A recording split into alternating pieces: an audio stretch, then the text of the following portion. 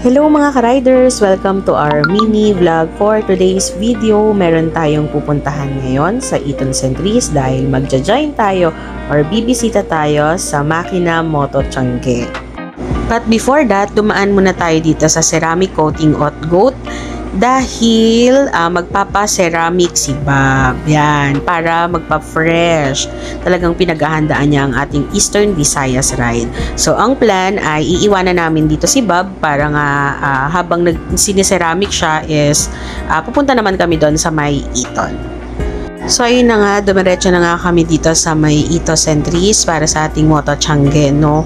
Ewan ko ba, nakakakilig talaga, ang daming tao. Kaya lang, unfortunately, sobrang haba ng pila dito sa parking. So, ginabi na nga kami, pero mga 6:30 na rin siguro kami nakarating. Ang tagal ng tinagal namin sa parking. Sobrang dami kasi nang nakapila. Pero nakakainis kasi may mga sumingit dyan na vlogger. Che, hindi ko na sabihin ko sino kayo. Charot. Pero yun nga, tignan nyo pa rin guys, oh. Wala. Video na lang, oh. Malungkot na si daddy, naiinis na siya. So excited na siya makatingin ng jacket niya. Adrep ka na. At sa wakas mga ka-riders, nakarating na nga tayo dito sa loob. Pero wala. Ang konti na nung mga freebies nila. Wala na mga namimigay. Nag-try kami dito sa may Shell pala. Sa may Shell Advance. Kaso, sticker naman yung napanalunan natin. Parehas pa kami ni Daddy. Pero anyway, maraming salamat. Ibang-iba siya sa mga namin, napuntahan namin. Pero kasi sabi nila nga, late na. So, madaming nang nakaupos. Dapat talaga, nauuna tayo sa mga ganto-ganto eh. Kaya lang, may pasok pa kasi si Daddy. So, ayan, wala tayong choice. So, ayan ang mga ganap doon. Wala na tayong nakuha. At eto na, sinugod na namin ng SEC kasi talagang nag-sold out pala dito. Ganda. Pero di mo napigilan, bumili ka talaga ng drinks ha. Bili niya ako upuan. Kamili na? Ay, sobrang proud naman ako kay Master. Meron ng kasya sa kanya na riding jacket. Bigyan ko lang kayo ng preview guys ha. Alam nyo ba na ever since hindi kami nakakakuha ng jacket ni Daddy kasi nga more of maliliit lang yung sizes kasi nga malaki siya. Tignan nyo guys, ito siya dati oh. O diba? Ang laki ni Master, cutie patuti. Pero tignan nyo naman ngayon. Sorry guys, 50 kilos ang nilus niyan from 160 to 110 kilos and ayun, na-addict na. Kaya tuwang-tuwa kasi for the first time may nakita siyang jacket. At take note guys ha, may maluwag pa sa kanya. Kaya sobrang deserve niya naman talaga magkaroon ng jacket, riding gear jacket. So nakakatuwa din kasi ayun, may jacket na si Daddy. So ayan, for sure excited na yan mag-rides. Saka grabe, kung makikita nyo naman yung itsura ng jacket niya, ilang taon na namin ginagamit yun at yun lang talaga. Kaya sobrang deserve niya yan. And I'm really happy for you, Daddy. Love you! Siyempre, hindi nagpahuli ang ante mo. Sa ante mo, Rosalie, nakabili na siya ng bagong shoes. Isang batang masaya. Pakita mo yun. Bago siyang seg. Meron na tayong jacket mga riders. Kasya na, kasya na. Sana all. 3XL. Ayos.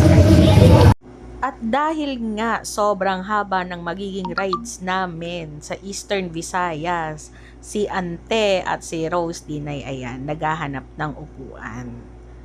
So, naghahanap kami talaga ng pinaka-comfortable na upuan on our ride sa Eastern Visayas naman. So, imagine niyo guys, dito pa lang from south namin sa Muntinlupa, papunta pa lang sa Bicol, di na namin alam ang gagawin. So, ayan.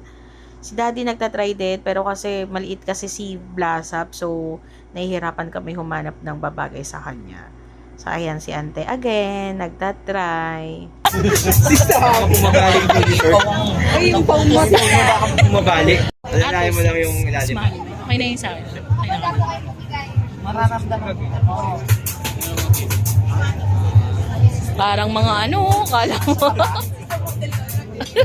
So ayun nga mga ka-riders, so habang nagpapagawa sila ng upuan, umikot-ikot muna ako at nakita ko may mga pa-basketball pa pala dito. Taray naman. Then meron din silang parang pa-competition ng obstacle course. So wala, pa-banking sila dyan sa mga yan. So yun lang naman. Rider number 010, Maverick de la Cruz. Yung ikaw na lang naiwan dito. Nagliligpit na sila pero ikaw na dito ka pa din. Hello mga ka-riders. Hello, Ito mga na nga. ka-riders. Hindi na binanga tayo kasi Maraming ginagawa yun sa Somji, yung ano natin. nagpagawa kasi tayo ng upuan dahil nga may super duper long ride tayo na Sira-sira na yung yung upuan na ginamit natin nung ilang taon na rin naman yung nag-ride tinagal. tayo sa Western. Ngayon, ibang upuan naman sa Eastern. Yan na natin. Tignan natin. Yan, marami na nagliligpit dito. Niligpit na sila. Parang yung last man standing na lang yun. Last 10 Somji. standing. Sa hinihintay pa rin namin sila, si Ante, saka si Atring, kaya mag-aanap din sila ng Upuan nila. upuan. Kasi kinuha nila yung motor si Bob K, doon sa auto gold, yung pinaceramic coating niya kasi. Yun.